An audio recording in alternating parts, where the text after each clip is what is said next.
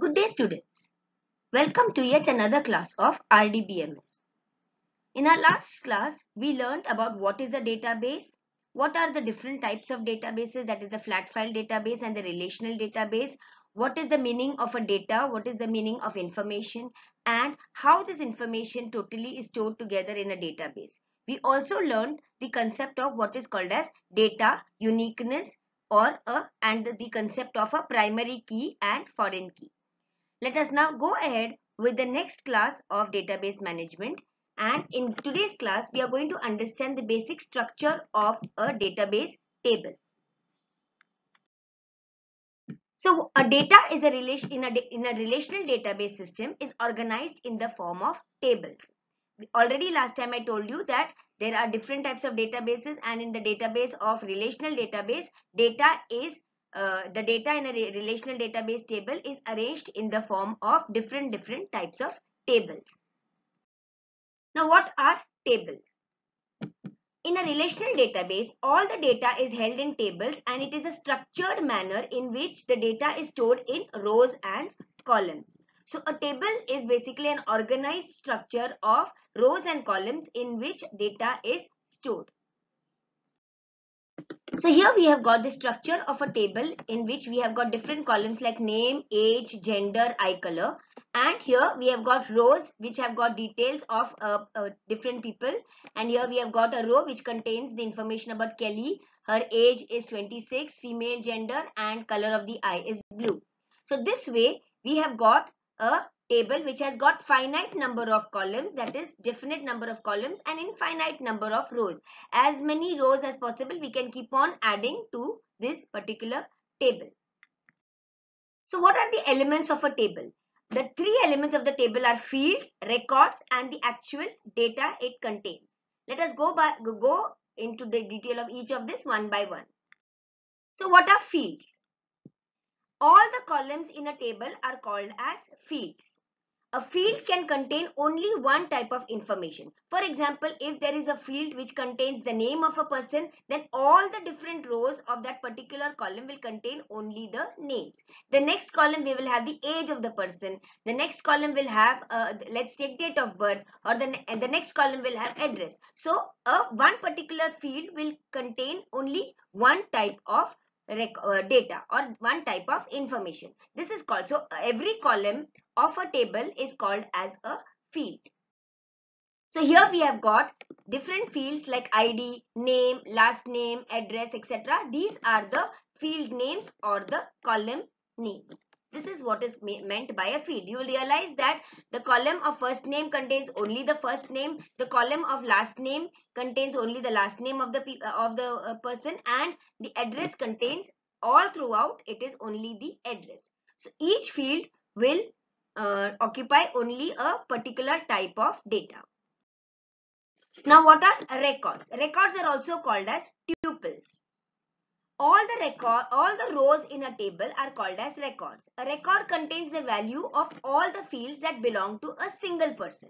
So each row in a table represents a set of related data, and every row in a table has got the same structure. So basically one single row contains all the information of the different fields, but belonging to one single person or one single item. So each row is for one particular record. That is called as a record or a tuple. So here we have got, as it is highlighted over here, the different fields are first name, last name, street address, city, etc. And every row contains the information about one single person.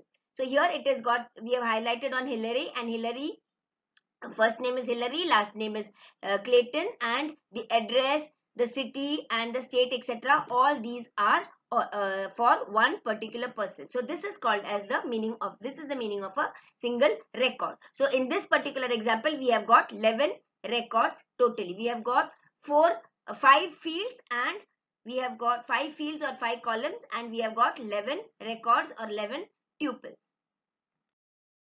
So here once again to demonstrate it to you, you can see the different fields and the different records. So the fields and the records, fields means columns and records means rows. This is how a data in a table is organized. So to sum it up, rows are referred to as records and columns as fields. A field is more than just a column. It is a way of organizing information by the type of data it holds. Every piece of information within a field is of the same type.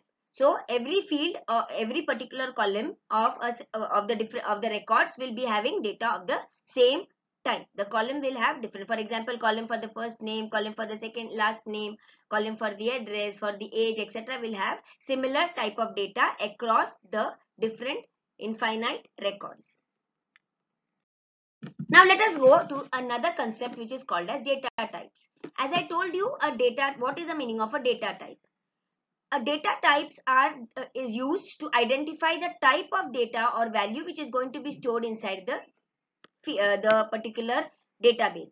Fields themselves can have different types of data depending upon the data types, depending upon the type of data it stores. So data in OpenOffice bases are broadly divided into 5 different categories. So the data which is going to be stored into the different fields, they are going to be of different data types. So under OpenOffice software that we are going to use for learning RDBMS, there are 5 different categories of data types. So let us understand the different data types in OpenOffice. So the 5 different categories are the numeric type, the alphanumeric type, binary type, date and time, and other variable types of data. Let us go into the details of each one of them. First is the numeric type of data. The numeric type of data is used for describing numeric values for a field which is used in the table. So whenever you want to store information in a table, in a field in the form of a mobile number, roll number, door number, year of admission, etc. This type of information where numeric values are involved, then we have to select the data type as a numeric data type. So whenever for example, age of a person is numeric, or you can say that a GR number or something like that where numbers are involved, then in such a case we use the numeric data type. Now these are the different types of numeric data.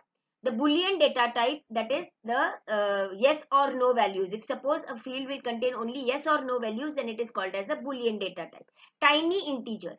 Now tiny int is a data type which can store a value ranging from 0 to 255. So if your field will contain only values which are of the range 0 to 255, you can use the data type called as the tiny int. Small int, here the range increases a little bit more, that is from minus 2 raised to the power of 15 to positive 2 raised to the power of 15. This much values can store. A normal integer type will store minus 2 raised to the power of 31 to positive 2 raised to the power of 31. Now in this way, the number, depending upon the precision value, the number of data which is stored inside that field can go on increasing. You have got real, float, double, numeric, decimal. Now in a decimal data type, it will store decimal values also. You can store numbers like 25.84 or 2360.45. Like this way data can be stored. You will understand it much more better when you start actually using the different types of numeric data in your table. So basically numeric data types are nothing but data types used to store numeric values. The next is alphanumeric data types. In this type, there are different types of types are the long varchar, whereby the storage, the length of the text that is stored inside, it is very large, and it can store multiple characters. The next is char. The char is used to store exactly a specific number of characters. For example, I want to store only characters which are of 20 size, or 25, or shorter strings, or 50 characters, then I can use the char data type, that is characters. And under characters, it can store different types of characters, then special characters, special keys, special symbols, you know, like ampersand and plus signs, and many different types of things you can store inside a character type of alphanumeric. It is both alphabets and numbers and special characters that can be stored. A varchar is a type which if you put a varchar as the type of data, then there is no specific limit. You can store it up to how much ever unspecified number of characters can be stored. Like this, we have got varchar ignore case, in which a specific length but which is not case sensitive. That means any characters which is capital letters, small letters, everything can be stored. Again, alphanumeric characters are used when you want to put fields like name and like address. You know, an address you can have a combination of numbers also. A person can have B2/1009 flat number like this, comma, and you know, any type of characters like this.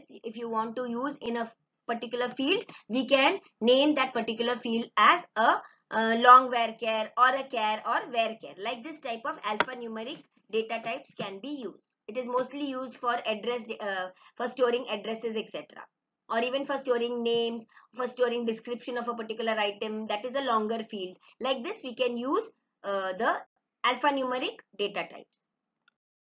The next is binary data type. In binary data types are used for storing any data which is in binary format. So for example, if you want to store photos, music files, etc., then you will use the binary data type. The next is date and time data type. In date and time data type, it is used for describing date and time values. For example, if you want to store date of birth, date of admission, date of issue of a particular product, or the expiry date of a particular product, or the incoming time, outgoing time, or recording time for a particular field, anything like that where date and time is involved, then you can store that particular data as a date and time type of data. So here we have got the date data type, where you can store information in the form of day, year, month, etc., and time can be stored in the form of hours, minutes, seconds, etc. So these are the different types of data types that we can store the data into a table.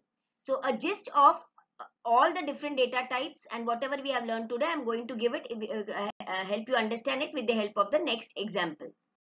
So here we have got a table structure which we are going to create, and the field names, the data types, and the length. So here we have got name, which is the data type is which is going to be varchar, and the length is going to be 50. Roll number, which is tiny int. As I told you, tiny int you can store from 0 to 255 characters. So the length, we are going to have roll numbers which are only going to be up to 3 characters. The date of birth, which is a data type. Class is going to be only char, because it is going to be only single character. Phone number, which is an integer, which is the value which is going to be 10. Email ID, which is again varchar, 75 will be the maximum length. Color, again varchar 15, and location varchar 30. So this is the structure of the table. That means the different data types are going to store, the different fields are going to store different types of data. So I hope you have understood what is the meaning of a field and what is the meaning of a data type. So for example, the roll number will be having only, the field roll number will be having only roll numbers from 1 to up to the 3. 3 will be the maximum length. That means you cannot have a roll number which is going to be more than 3. That means maximum you are going to have 999 as the roll number. More than that, because if you write 1000, then it will be 4. The length of it will be 4. So we have taken only up to 3 characters. That is the meaning of the length. Or name, that varchar is the, because varchar is it has got infinite number, but we have kept it as the length as only 50. Maximum 50 characters can be entered in that particular field. So this way our entire table has to first be in the form of a structured field and columns, and what is the data that it is going to be, that is going to be stored in that particular table. So this way we are now in our next class, I'm going to actually start with practicals, that is how to open OpenOffice, how to download OpenOffice into your computer system, and how we are going to make a table using OpenOffice database software. That is what we are going to learn in our next class. Thank you.